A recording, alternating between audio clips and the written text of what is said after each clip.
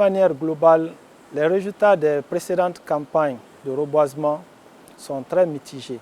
Cela est dû à la non-maîtrise de beaucoup de facteurs. Premièrement, les facteurs liés au choix des sites. Deuxièmement, les facteurs liés à l'utilisation des essences forestières. Et enfin, aux acteurs, notamment les ONG, devant être impliqués dans ce processus. Il faut connaître la situation des sites à reboiser. Il faut connaître la situation des essences forestières disponibles et leur distribution à l'échelle nationale. Il faut identifier de façon très précise les ONG qui ont les capacités et l'expérience requises pour pouvoir mener à terme le processus de reboisement. Et l'autre aspect, il faut aussi poser la question, est-ce que nos services techniques à la base, qui sont chargés de suivre et d'évaluer ces opérations, ont-ils la formation? Ça, c'est une question. Disposent-ils des moyens techniques, logistiques, pour pouvoir assurer effectivement ce rôle régalien? Toutes ces questions doivent être répondues avant de lancer une campagne de reboisement. Cette fois-ci, nous avons une toute nouvelle approche. Les reboisements vont être confiés à des ONG qui ont été identifiées à la base.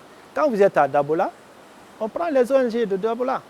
Et on peut envoyer d'autres ONG, mais des préfectures limitrophes ou des ONG qui ont une envergure nationale et dont les capacités sont reconnues et consacrées. Pour la campagne de reboisement 2022 que le ministère de l'Environnement et du Développement durable se propose de réaliser cette année, il faut dire que nous avons une base de données fiable, une base de données sur les sites à reboiser, une base de données sur les ONG pouvant être impliquées, une base de données sur la situation des pépinières qui seront utilisées, où les plants seront utilisés pour réaliser le reboisement. Et en même temps, on a une information concrète sur les ONG au niveau local qui vont être impliquées dans le processus de reboisement. Et on va décentraliser autant que possible ce processus avec une implication effective de nos services techniques à la base. Premièrement, c'est la mise à disposition des fonds.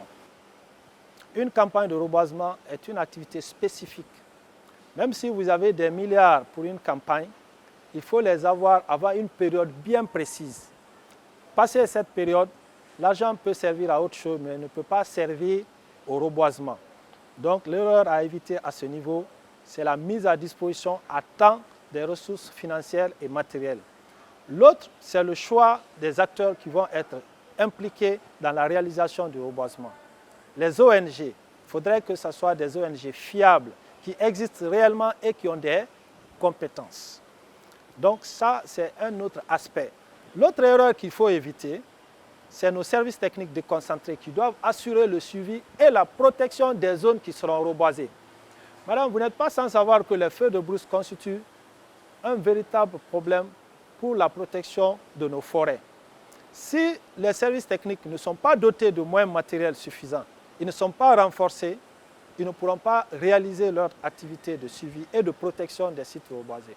Donc, une autre erreur à éviter serait de ne pas doter nos services. Si on ne leur dote pas de moyens matériels et de la formation requise, on pourrait se retrouver dans une situation indésirée, madame. Notre objectif cette année est de reboiser au moins 1000 hectares.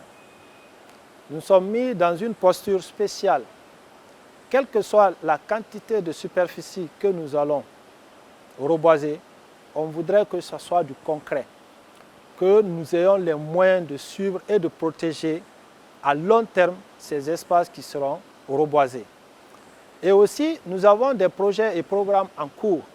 Dans ces programmes et projets en cours, nous sommes en train de développer plus de 3000 hectares en termes de restauration. Parce que la restauration comporte plusieurs autres activités, notamment le reboisement, mais la mise en défense et la création de nouvelles aires protégées constituent, elles également, des processus de restauration. Donc nous travaillons sur tous ces fronts actuellement au sein du ministère.